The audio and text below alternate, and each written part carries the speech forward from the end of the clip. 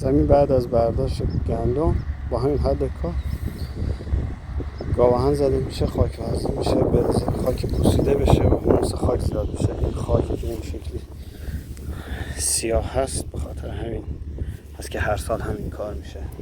خاک کاملا شنیه ولی همین کار باعث میشه که حموض زیاد بشه، ظرف جذب آب زیاد بشه.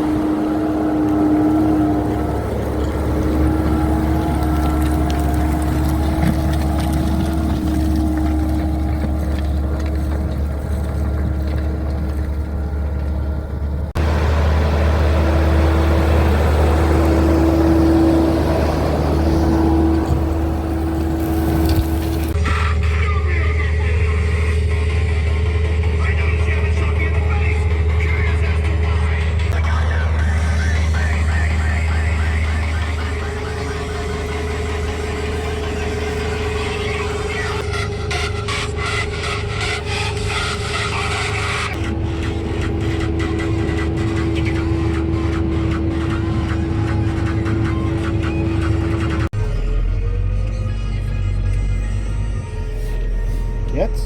Ja. Vielen Dank. Bitte. Schönen Tag noch. Gleichfalls. Danke. Tschüss.